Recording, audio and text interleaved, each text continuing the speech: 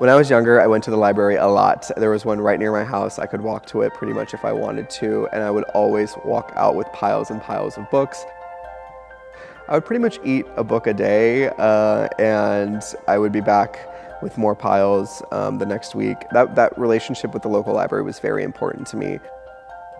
There are a lot of similarities between libraries and independent bookstores, and it is that warm, cozy feeling that they both evoke that really drew me to this project. Hi, I'm Tushar Varma, and I'm a senior at the UNC Husman School of Journalism and Media. The Greatest Bookscapes is a documentary about the irreplaceable value bookstores, specifically independent bookstores, bring to their local communities and why that value can't be replicated by Amazon and other big retailers and booksellers. The best place to go to learn about a town and the vibe there is to go to the bookstores, because those people that live there, have lived there their whole life maybe, grow up going to that bookstore, really understand that community really well. And that's the first thing that you learn in an anthropology class, right? Is like, you can't learn culture, you have to understand culture by immersing yourself in that culture. For this project, I was on the road for 2.5 months.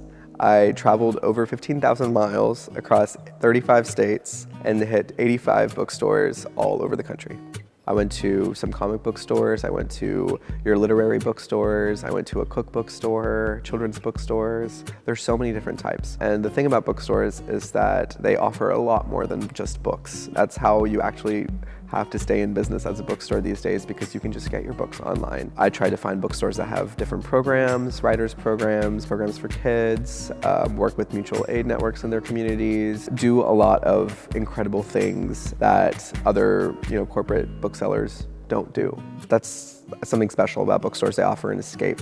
And people that you visit there start to know your name after a while, and they know what's going on in your life, and they personally care. There's a touch of warmth that I would say that is unique to indie bookstores.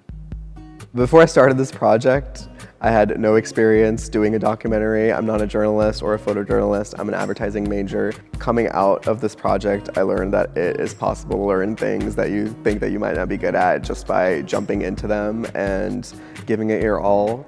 I wouldn't say I am a world-class documentarian now after having done this project, but I'm a lot more comfortable in that space. And that's really what it's about, right? It's about stepping outside of your comfort zone and learning new things and not being afraid of them. So I would say that I've come out the other side less afraid.